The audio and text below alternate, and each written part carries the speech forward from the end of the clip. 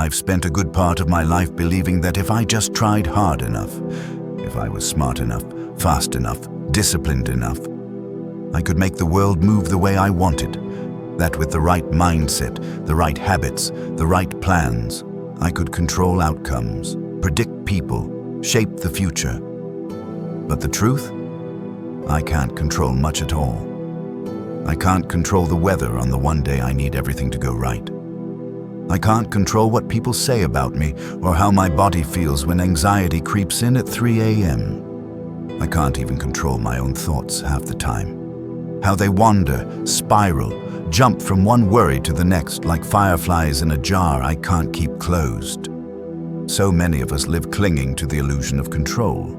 We build routines, we write lists, we read books that promise hacks and strategies and formulas, because we're desperate to believe that if we do it right, life will behave. But life doesn't care how well we plan. It rains on wedding days. It introduces loss when we feel least ready. It reminds us, again and again, that control is not a guarantee. It's a story we tell ourselves to feel safe. Eventually, I began to ask, why am I so afraid to let go? Why am I so obsessed with mastering everything? What am I really trying to control? The answer wasn't the world. It was me.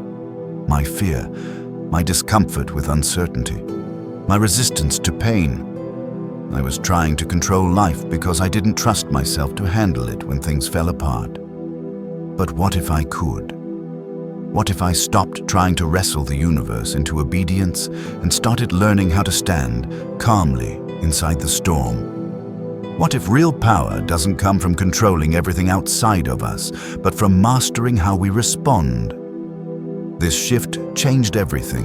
When I stopped forcing life to match my expectations, I started breathing differently. I listened more. I judged less. I began to see obstacles not as threats, but as teachers. And when I failed, and I still do, I stopped seeing it as proof that I was broken. I started seeing it as part of being alive. This isn't surrender. This is wisdom. I'm not giving up. I'm waking up. I'm beginning to understand that I can't stop the waves, but I can learn how to swim. I can't make everyone love me, but I can stop abandoning myself. I can't predict the future, but I can be fully present in this moment, and that is enough. It's more than enough.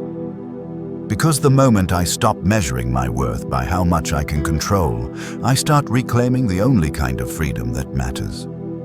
Inner freedom. I start realizing that not every door needs to open, not every person needs to understand me, not every plan has to succeed.